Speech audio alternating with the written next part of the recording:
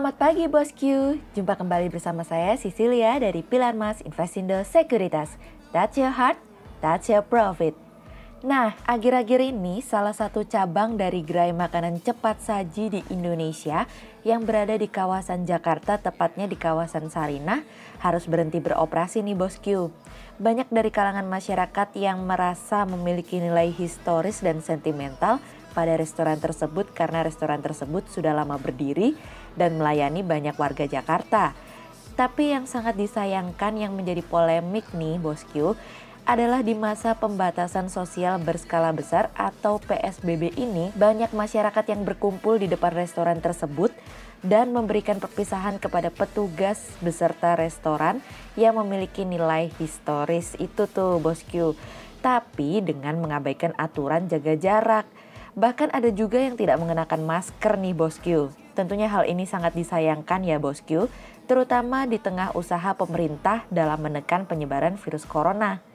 Nah, seperti biasa kita akan mulai market review kita hari ini, Selasa tanggal 12 Mei 2020 dengan episode Belt and Road Initiative. Maka dari itu jangan kemana-mana ya bosku, tetap di channel Pilar Mas Investindo Sekuritas. That's your heart, that's your profit. Pionir Sekuritas Channel di Indonesia.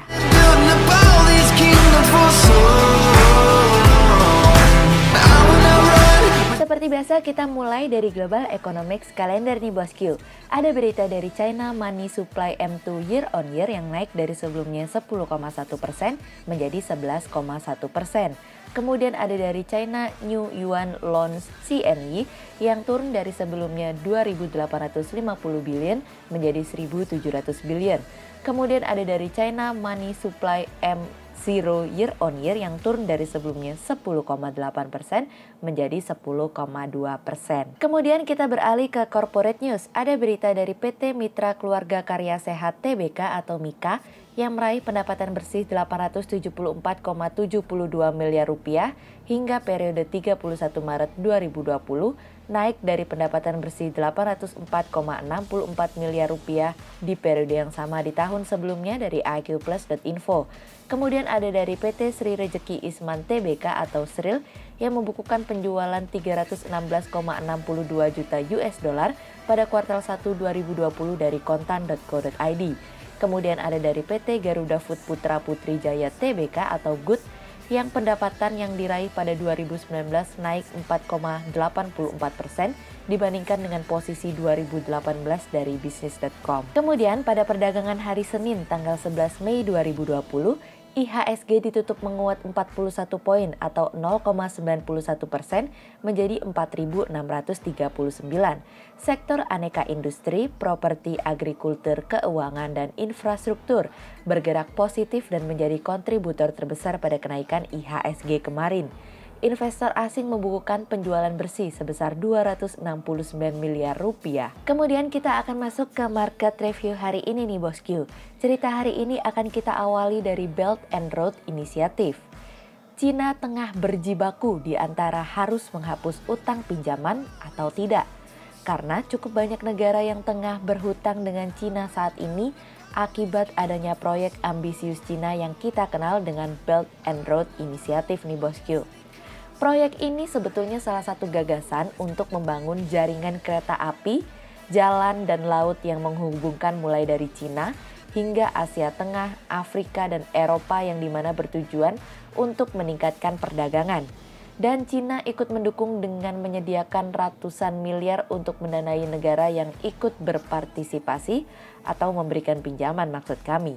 Namun dengan adanya wabah virus corona ini tentu akan membuat pembayaran dari negara tersebut mengalami keterlambatan dan akan mempersulit bagaimana membayar utang tersebut. Sejauh ini sudah lebih dari 130 negara yang berada di bawah naungan Belt and Road Initiative. Dan sampai hari ini negara-negara yang berpenghasilan rendah telah meminta keringanan kepada Cina nih bosku dalam pembayaran utang. Atau memperpanjang periode pembayaran atau menangguhkan pembayaran dalam jangka waktu pendek dan menengah. Bukan tidak mungkin nih bosku wabah virus corona yang hampir mengenai secara utuh satu dunia ini justru melakukan kesepakatan di antara negara peminjam utang tersebut untuk meminta hal yang sama terhadap Cina yaitu keringanan dan penangguhan. Tentu ini akan menjadi sebuah tekanan tersendiri dari sisi Cina karena adanya penangguhan pembayaran bunga. Yang kami khawatirkan, Bosku, Cina memiliki track record untuk mengambil alih aset ketika suatu negara tidak dapat membayar kembali pinjaman mereka. Menurut kabar yang beredar, Cina meminta jaminan dari pinjaman tersebut berupa infrastruktur untuk publik sektor, sehingga apabila kita menilik dari tahun 2000 hingga 2017, utang negara lain terhadap Cina mengalami kenaikan hampir 10 kali lipat. Sejauh ini kami melihat bahwa proyek Cina terkait dengan Belt and Road Initiative merupakan proyek ambisius dari Cina, sehingga tentu saja hal ini membuat Cina berusaha untuk menjaga keseimbangan. Oleh sebab itu kami berharap baik negara yang berhutang terhadap Cina maupun dari sisi Cina sebagai pemberi utang mampu untuk menjaga keseimbangan di tengah situasi dan kondisi saat ini.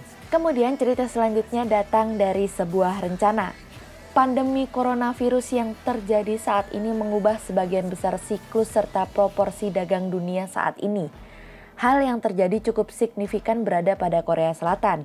Hal tersebut disampaikan oleh Menteri Perdagangan, Industri dan Energi Korsel, Sung Yun-mo yang mengatakan ini akan lebih sulit daripada 2008 yang ketika itu mengguncang pasar finansial di negara maju.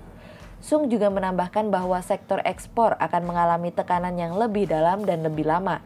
Namun penataan kembali jalur pasokan juga dapat menguntungkan Korsel karena perusahaan global mencari sumber suku cadang yang lebih aman. Sung juga menyampaikan ekonomi di seluruh dunia perlu bersiap untuk pukulan perdagangan yang lebih keras dari COVID-19 dan gelombang relokasi pabrik yang akan menghadirkan risiko dan peluang. Saat ini pemerintah telah menjanjikan stimulus fiskal yang berupa pengeluaran, pinjaman dan jaminan senilai lebih dari 240 triliun won atau senilai 197 miliar dolar untuk menopang perekonomian nih bosku. Presiden Moon Jae-in juga telah meluncurkan kebijakan yang disebut sebagai kesepakatan baru gaya Korsea yang berpusat pada investasi dalam kecerdasan buatan dan jaringan nirkabel 5G untuk mendorong pertumbuhan dan pekerjaan begitu pandemi mereda. Korea mungkin tidak mampu menyaingi Cina dan negara Asia lainnya dalam hal harga yang ditawarkan. Tetapi keberhasilan pengendalian virus corona tanpa perlu menerapkan lockdown terhadap perekonomian telah memperbarui kepercayaan investor terhadap negara tersebut. Sehingga berdasarkan technical analisa, kami melihat saat ini IHSG memiliki peluang bergerak bervariatif dengan berpotensi menguat dan ditradingkan pada level 4.570 hingga 4.694. Berikut stok watch pilar emas hari ini. Yang pertama ada dari BBRI, kemudian yang kedua ada dari Pegas, dan yang ketiga ada dari Cepin. Berikut kami akan menyampaikan dua saham pilihan pilar emas hari ini nih bosku. Yang pertama ada dari Sido atau PT Industri Jamu dan Farmasi Sido Muncul Tbk yang secara teknikal analisa dalam tren pada jangka waktu short term berpotensi untuk bullish dengan target 1285 dan tingkat probabilitas sebesar 70%, sementara dalam jangka waktu long term berpotensi untuk bullish dengan target 1500 dan tingkat probabilitas sebesar 68%.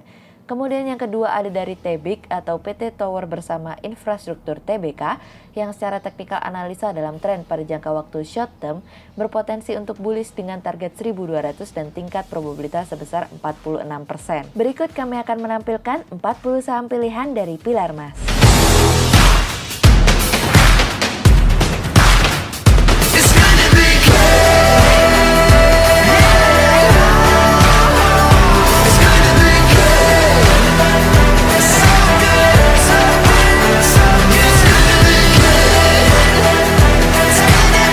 Sekian untuk review market kita kali ini ya bosku. Untuk lebih lengkapnya bosku bisa mengklik link di bawah video ini atau bisa juga langsung akses ke website kami di www.pilarmas-investindo.co.id.